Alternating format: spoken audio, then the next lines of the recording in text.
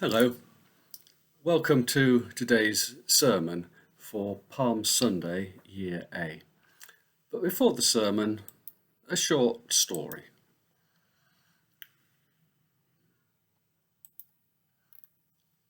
One of the many things that we have in common at St. Paul's Methodist Church is that we have more than one passport.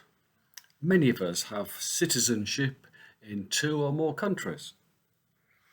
I have two passports myself, one British and one New Zealand. And I have lived in Germany on a couple of separate occasions, 20 years apart, Italy, Wales, and of course New Zealand, and even for a few months in Australia. So people often ask me who I shout for in the cricket or rugby. Well, I was at Eden Park last Saturday and had no trouble shouting for New Zealand Black Caps over Sri Lanka. But it's not always that clear cut. We British have a reputation for shouting for the underdog, and it is something I find very difficult to shake off.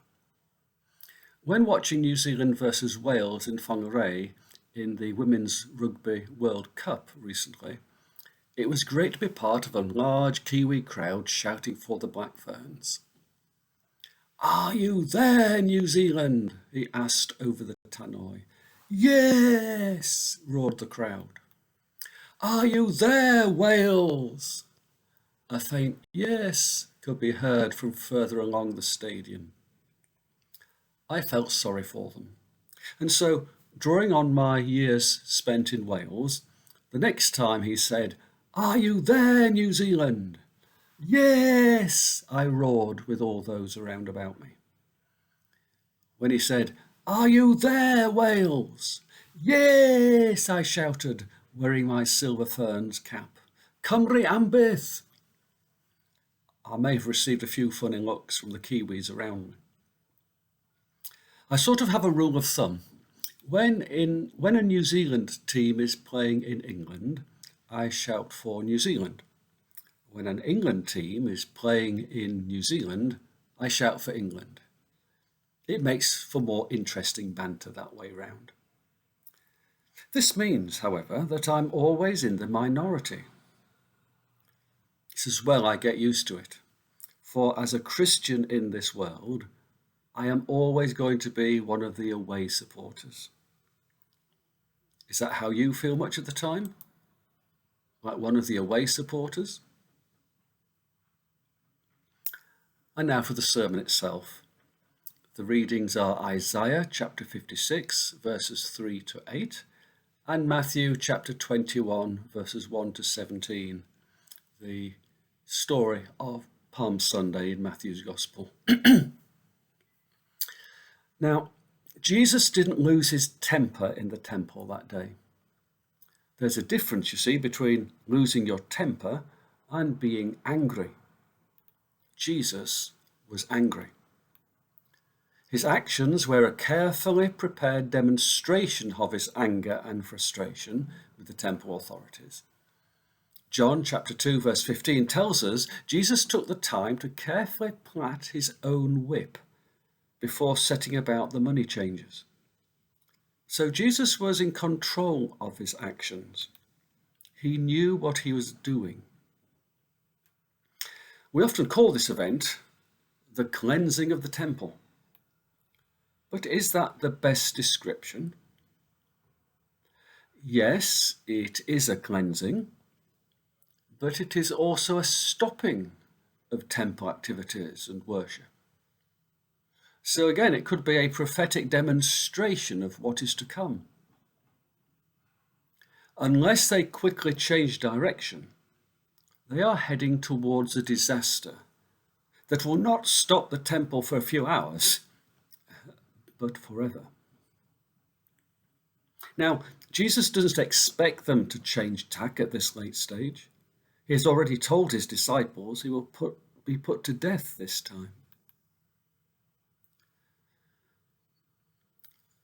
Jesus once told a parable about a house being built, one on solid rock, the other on sand.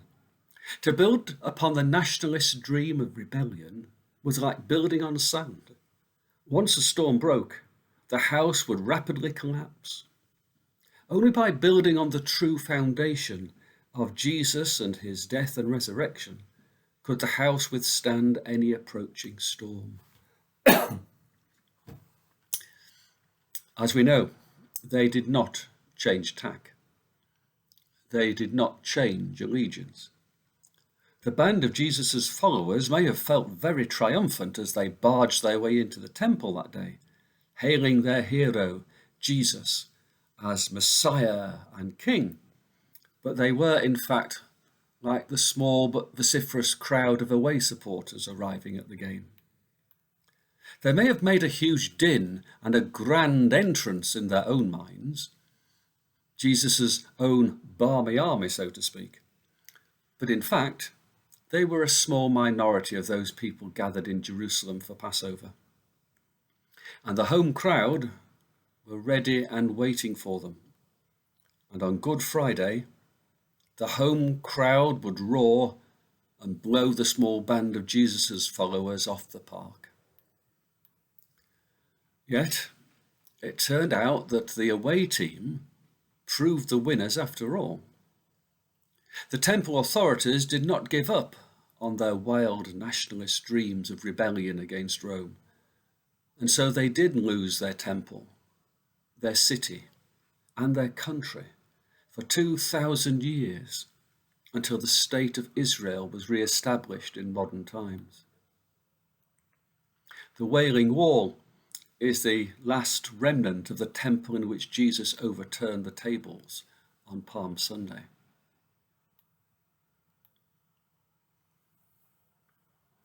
When Jesus led his band of followers, he took the crowd of people with him who were denied their full rights by the temple authorities. With the momentum of the Palm Sunday crowd of followers behind him, Jesus would have taken children, women, the crippled, the ritually unclean, such as the tax collectors and prostitutes, as well as Greeks and all others who had joined his band of palm-waving pilgrims. This was not just a cleansing of the temple, it was a revolution. To the eyes of the temple authorities, Jesus was defiling the place, bringing in all these unclean people. This was less a cleansing of the temple and more a takeover. I have chosen Isaiah 56 as my Old Testament reading today because it is the passage quoted by Jesus about making the temple a house of prayer. But because it is Isaiah of Babylon speaking, the emphasis is on the house of prayer for all nations. Isaiah speaks of foreigners and eunuchs, categories of people denied their full rights within the temple system. Jesus is opening the temple to all people and to all nations, in true fulfillment of Abraham's dream to be a blessing to all families upon the earth. We soon see the church putting this into practice. Many of those who travelled from around the ancient world and had come to Jerusalem for Passover and would have witnessed both Palm Sunday and the crucifixion would stay on for the 6 weeks and still be there for Pentecost. Peter addressed this vast array in his sermon in Acts chapter 2. The crowd listening to Peter on Pentecost Sunday came from all points of the compass. By Acts chapter 8, Philip baptizes an Ethiopian eunuch. By Acts chapter 10, Cornelius the Roman centurion is baptized.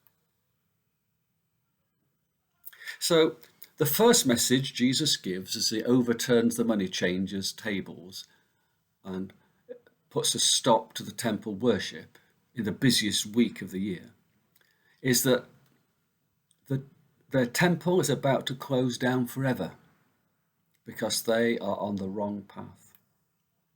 The second message is that those who have been excluded will receive their rightful welcome. The third message is that the temple is being replaced. The replacement temple will not be made of stone, but as we read in John's version of this day, it will be the temple of Christ's resurrected body on the third day. It will be a spiritual, living temple of the faithful, with God making his home in the heart of every true believer. The new temple would not be a place where further sacrifice was necessary. Jesus was about to make the one true, final and efficacious sacrifice for the sins of the world, once and for all people, through his death upon the cross. This is a subject that has caused a lot of friction between Protestants and Catholics over the generations. Protestants have accused Catholics of sacrificing Christ again and again on the altar at the Mass. Catholics respond that they are not repeating the sacrifice of the cross, but presenting it again through the actions of the Mass, as if saying, "Here, O God, is what you have done for us. Show us your mercy today."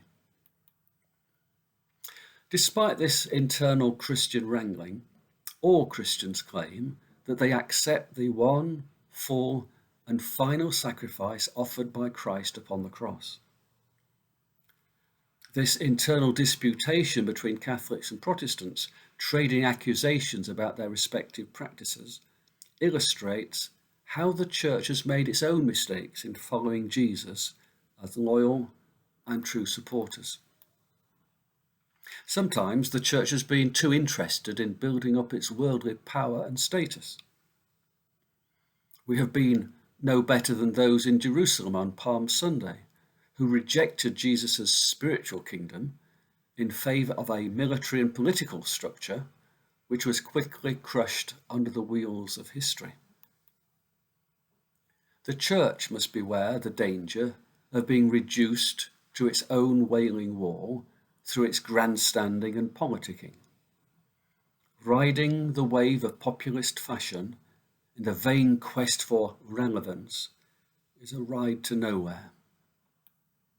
Sometimes the Church has been as divisive and exclusive as the old temple authorities. At various times in history, the Church has taken upon itself to exclude people it deemed undesirable from the living temple of God. These have included unmarried mothers, the divorced, the homosexual. Even actors were at one time thought irredeemable. Who is next for exclusion in today's cancel culture, I wonder? Sometimes the crowd has gone quiet. No one is shouting the Church down, and Christians have settled down for a quiet game. Under persecution, the Church has shouted all the louder. Under the indifference of modern secular culture in the West, the Church has nodded off to sleep, like a cricket fan in the afternoon sun. God has sent us saints, the mystics, the preachers and the reformers to wake us up again. God has sent the John Wesleys of Christian history to shout, "Are you there, Christians?" And we have woken from our stupor and replied, "Yes." It would be easy to assume that we would be with Christ on Palm Sunday, cheering him on. Most of us, however, often without noticing, sometimes step into the other camp, as we fail to act according to our beliefs, or even abandon our beliefs for a while to join the home crowd, because it's easier to be part of a home crowd than one of the away supporters. To be a Christian in this world is to be permanently one of the away supporters. Only by constant vigilance and keeping a close eye on the game will we be able to keep our voice heard. Amen.